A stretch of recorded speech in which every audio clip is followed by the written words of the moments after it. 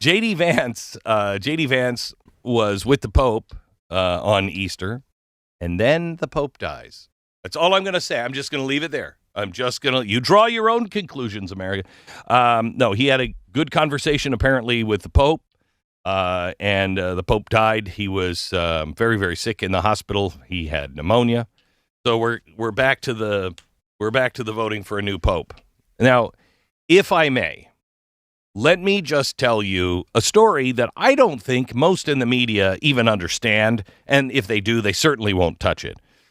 But I was there back in 2013, I think. Rob, what did we decide? It was 12 or 13, something like that. I was at the Vatican. I was supposed to meet with the Pope. I met instead with a bunch of the high advisors for the Pope, and it was Pope Benedict at the time.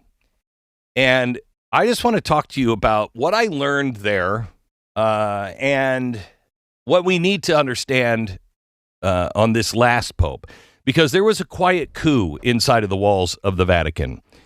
The first public victim of the deep state was not a president of the United States. It was the Pope. It wasn't a priest, wasn't a whistleblower. It was Pope Benedict. Benedict wasn't just a conservative, although he was a staunch conservative. He was absolutely immovable.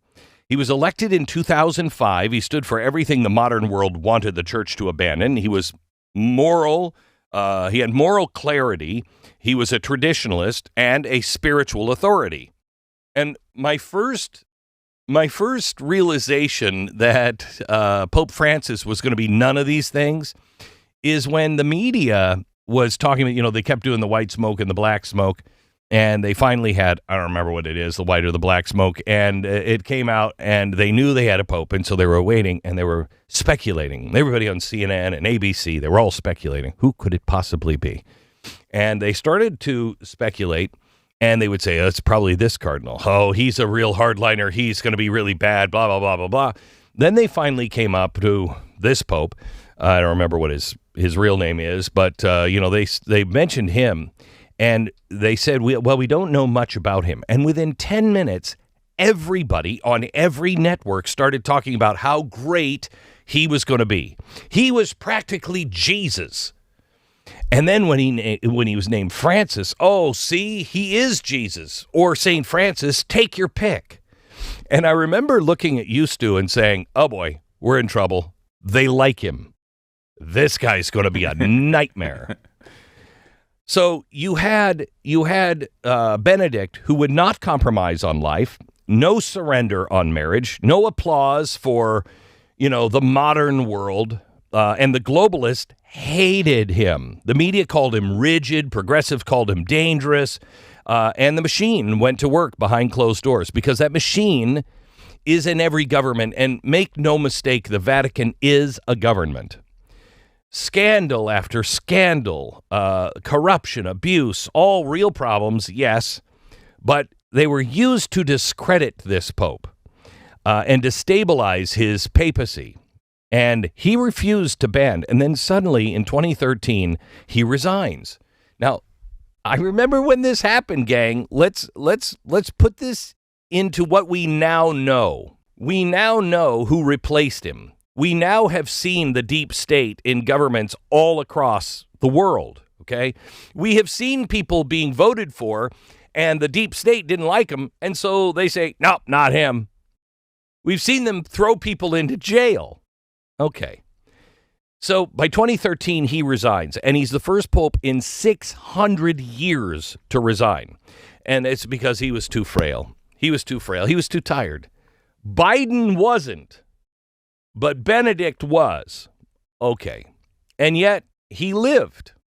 For nearly 10 years, he lived. He wrote, he was speaking, he was warning. He stayed in the Vatican, inside the walls. He stayed in the Vatican. He wore white. He signed his name, Pope Emeritus. That's not retirement. That's him not really resigning. That's resistance. That's what that was. And into that void came Pope Francis, okay? Immediately, everything about the church changed. There was global applause. Oh, my gosh. Climate change sermons. Remember those? They were great. Doctrinal ambiguity to where the point where Catholics were like, wait a minute, what is he saying here? Suddenly the church is less about salvation, more about sustainability and collective salvation, less moral compass, more moral relativism, and it seemed as though the fix was in. Now, even members of some press overseas were saying this was a coup.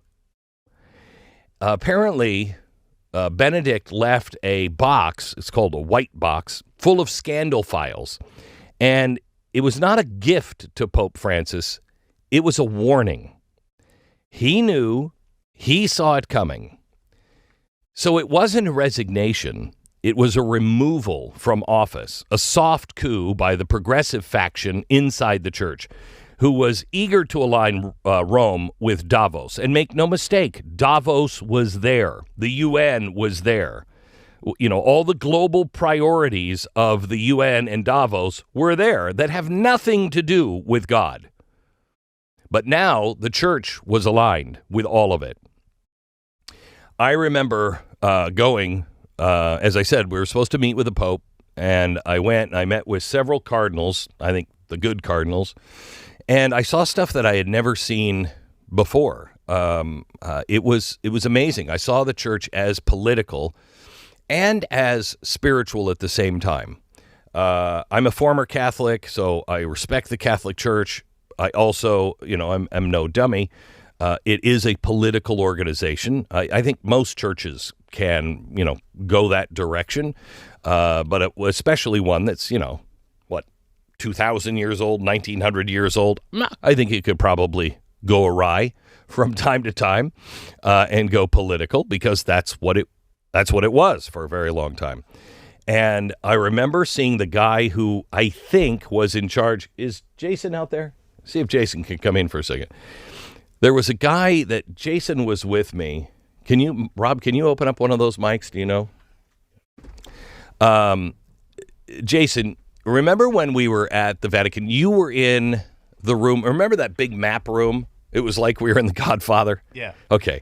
I don't remember what that place was, but it was, like near the Vatican, right around the Vatican. And it was a place where they went and they held, dignitaries and held functions there. And it was amazing. It was like a 3-story room that we were in, and they were the biggest maps of the world I've ever seen. And all of it was incredible, and it had to be 400 years old. Would you agree with that? Oh, yeah. Okay, so it's just steeped in, quite honestly, Dan Brown kind of. Totally Dan Brown. Right? Yeah. Totally that. Yeah. And I had just gotten out of the archives the day before, and I don't even know how I got this invitation, but I was given an invitation, and even the guy who consulted the Pope for doctrinal issues, when we were, a quarter of the way into the archives, he was with me, and I asked him a question, and he said, "Don't ask me, ask him. I've never been allowed in here." And the next day, when we were getting a tour from the head of the Vatican Museum, he said, "You'll never guess where they were yesterday." And he said, they were in the Vatican archives. And she stopped. She was the head of the museum. She stopped and she looked at me and she's like, "Tell me about it. What was that like?" So I don't know how we got in there, but we were asked to go in. So we're experiencing all of this stuff. And that night we were with, I don't even remember who they were, but they were the most Christ-like, cardinals and preachers or whatever they were, that I had been with the whole time. They were so kind. You could just feel the goodness coming off of them. They were real servants of God. And we were all standing around talking, and you could tell everybody's guard in that group, everybody's guard was up. And all of a sudden, and I'm not kidding you, the room dropped 10 degrees. Mm-hmm. And I happened to be looking at the door way across this huge room. And here comes this guy. I don't know if he was a cardinal. Wasn't he in charge of all of the Pope's schedule or something? Something like that. Yeah. Okay. So he was the main guy that, you had to get by if you were going to get to the Pope. And the room dropped. It became cold. And I said, holy cow, who is that guy? And the whole group of really nice guys turned around and looked at him. And one of them turned back and went, oh, you can feel that? And I said, oh, yeah, just feel, no offense. I didn't know if they liked him or not. I said, no offense, but he doesn't seem like a good guy. And he was way across the room. And they were like, oh, good sense on you. Oh, no, he's leading the opposition. So he's the guy, I think, that was helping thwart Benedict. And he was on in the inside. Okay, it's exactly the Trump story. Would you agree? Yeah, I mean, it felt like it felt almost like a Game of Thrones within the Vatican, didn't it? That's like the best, and it was just the weirdest feeling. Yeah, and it's exactly what we saw in 2016. I had never seen that before, but it's exactly what we saw in 2016. It's what we're now seeing in the EU, where the people with power are just taking people out. The pattern here is really familiar because we've seen it in Washington, we've seen it in Hollywood, we've seen it in the media. It's the replacement of the immovable with those who are more malleable.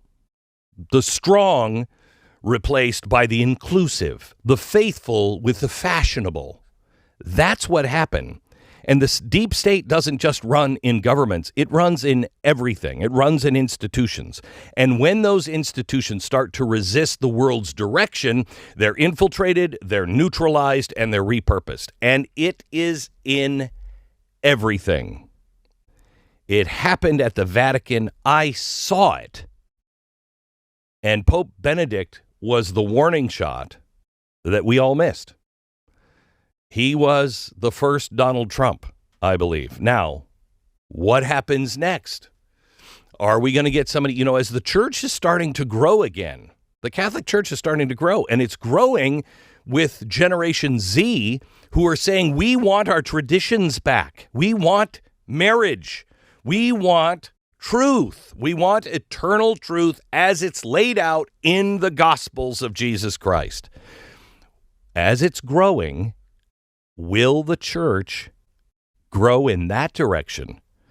Or has Francis put such a cabal in there that you might get somebody who says that, but is it going to be, we just elected a new guy and he's doing exactly what the last guy did, just the way it happens in our government and every other government on earth? We'll see. It begins today.